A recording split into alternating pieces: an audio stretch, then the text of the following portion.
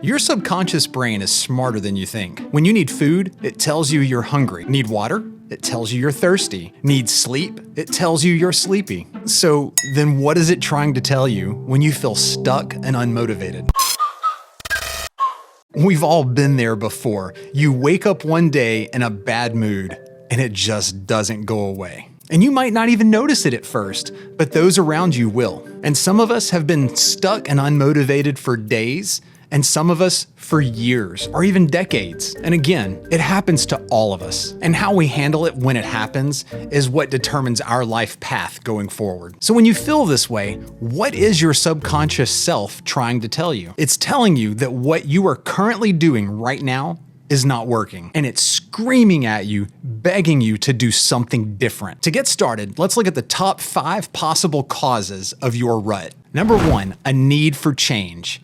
We are designed and created to be productive beings. And you might be in a situation or an environment right now that no longer serves your growth or best interests. So this feeling could be a signal just to reevaluate your current situation. And number 2, feeling unmotivated could be a sign of burnout, indicating that maybe you need to rest and recharge. And number 3, lack of purpose or goals. Sometimes we simply get off track and have a lack of clear direction or personal purpose. And that can lead to a feeling of stagnation. Your subconsciousness could be urging you to reconnect with what matters to you. And number 4, often these fears can stem from an underlying fear or self-doubt, possibly about your abilities or the uncertainty of just trying something new. Number 5, desire for personal growth. Feeling stuck could be a subconscious nudge towards personal development. Basically, maybe you're not living up to your potential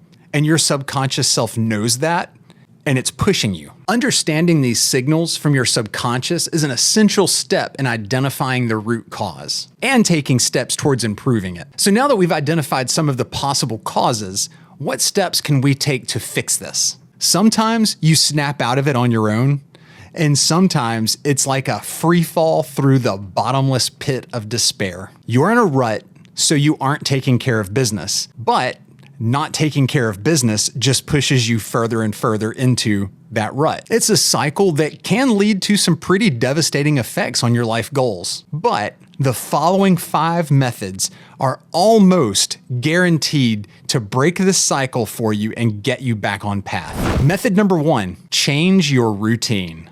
You're on autopilot and it's time to break that. This is an absolute crucial step in this process. Being in a rut means that you have fallen into a mindless, repetitive pattern. I mean, think about it. Most of us wake up at the same time every morning, go to the same place with the same people and do the same job day after day. And then we finally get 2 days to ourselves, only to wake up Monday morning and start the whole process back over again. Honestly, that's enough to drive anybody crazy after a while. A small change in this daily routine can make a big difference. Maybe try going to bed and waking up 30 minutes earlier than normal. Maybe take a different path to work. Take your coffee differently. I'm talking simple changes. Making these small, insignificant changes will interrupt that autopilot mode and compel your brain to adjust and refocus. This creates a sense of control that combats helplessness and passivity. Instead of just continuing to go with the flow, you are taking a proactive role in changing your mindset.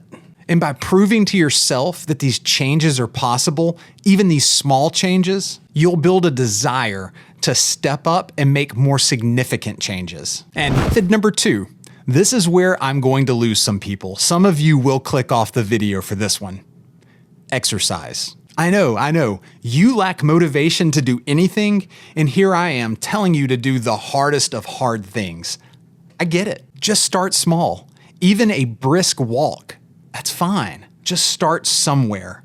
Get up and move. The increase of endorphins and serotonin that are released when you exercise will go a long way in changing your mood.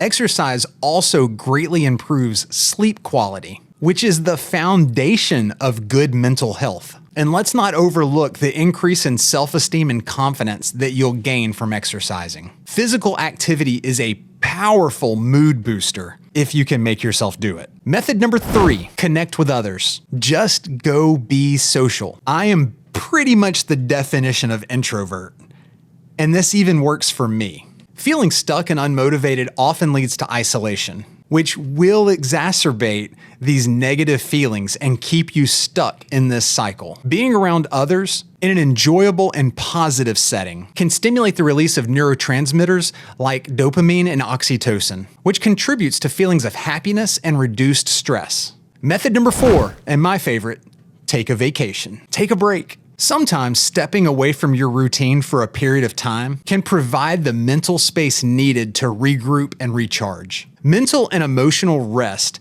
can be instrumental in breaking out of a rut and gaining a fresh perspective on life. And number 5 is very important, and that's professional help. If you're struggling to break out of it and it's affecting your mental health, consider talking to a professional therapist or counselor. And I know a lot of us, especially men, think that we're tough and that we can handle it on our own. Don't be like that. You need to change your mindset. There is absolutely nothing wrong with asking for help when you feel overwhelmed with life.